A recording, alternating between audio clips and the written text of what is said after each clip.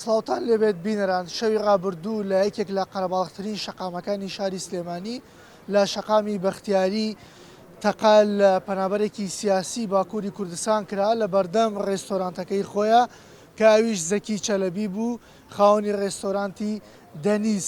ئەو پەنابەرە سیاسی باکووری کوردستان لە ئێستادا هێنراوەتە نەخۆشخانەی شار لە شاری سلێمانی و لە ژێر چاودێری چڕدایە و بە گوێرەی وتەی دکتۆرەکانی دۆخی تەندروستی جێگیر نییە لە ئێستادا و تا 72 کاتژمێری داهاتوو لە مەترسیدایە.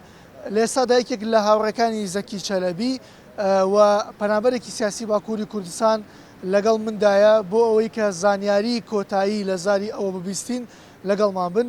سڵاو لێبێ. وەکو هاوڕێیەکی زەکی چەلەبی ئەگەر پێمان بڵێ ڕووداوەکە سەرەتا چۆن ڕوویدا و لە ئێستادا دۆخی تەندروستی چۆن؟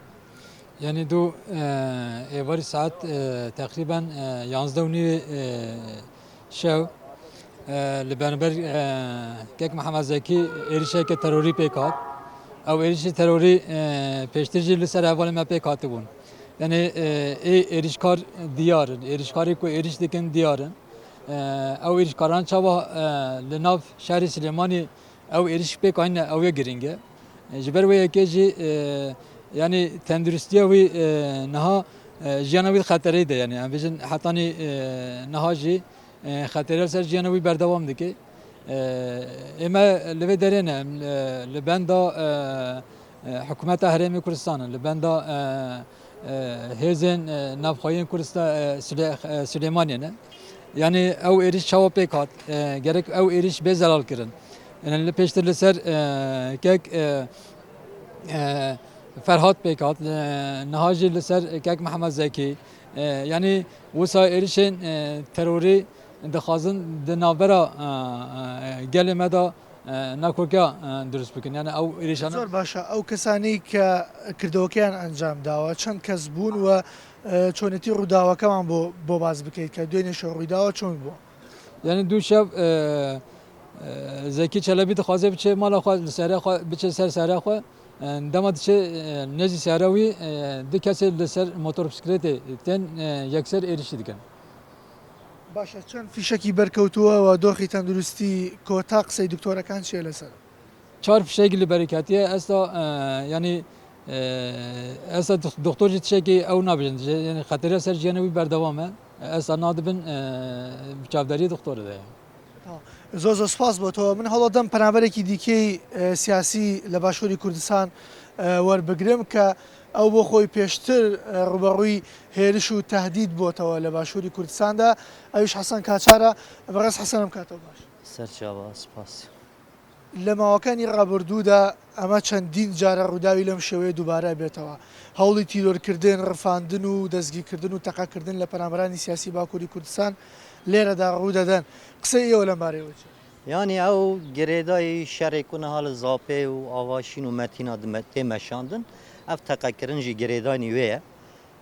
Di dîrokê hetanî niha her tim li hemberî şoreşgerê Kurdistanê welatparêzên Kurdistanê ew teqekirinê bi şeklî hatîne kirin û her berdewam bûye. Heval zekî ne hevalekî me yê pêşiye û ne jî yê dawiye.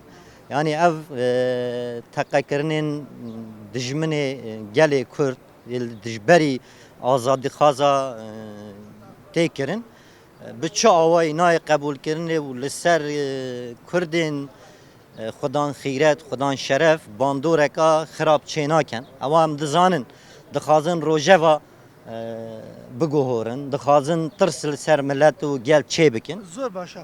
ئێوە وەکو پەنابەرانی سیاسی باکووری کوردستان لێرەدا هەڵوێستان چی دەبێت و داواکاری ئێوە چییە بۆ ئەو کەیسە؟ Davakarîn yeme zaten êre hikûmetekî Silêmaniyê jî heye. Yani ev teqeyê vê salê de teqeyê sêyemîne tê kirin. Ew teqeyên pêşîrê eger hatibana şirovekirin şember li ber çavê cîhanê û raya giştî hatiba eşkera kirin, îroke ev teqe net hate kirin. Çünkü teqeyên pêşiyê diyar bû kê kiriye. Bes ne hikûmet ne hêzên asayişê li ser vê tiştê bi awayekî ciddî nesekinî.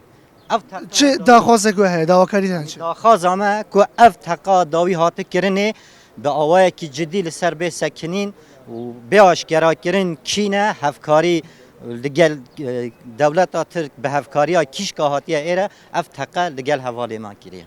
زۆر زۆر سپاس بۆ تۆ بەڵێ بینەران وەکو گوێتان لێبوو لە زاری شاید حاڵەکانەوە زەکی چەلەبی لە ئێستادا هەم بە وتەی دکتۆرەکان هەم بە گوتەی کە سوکارەکەشی کە ئێستا لە ژوورەوەیە لە ژێر چاودێری وردایە بەری تەندروستی ناجێگیرە و تا 72 کاتژمێری داهاتوو لە ژێر مەترسیدایە و لە ئێستادا پێویستی بە خوێن هەیە چونکە خوێنێکی زۆری لێچووە و لە هەمان کاتا خەڵکێکی زۆریش هاتوون بۆ ئەوی کە خوێن ببەخشن بە زەکی چەلەبی لەگەڵمان بن لە داهاتوودا لە هەر زانیاریەک لەسەر ئەو بابەتە ئاگادارتان دەکەینەوە.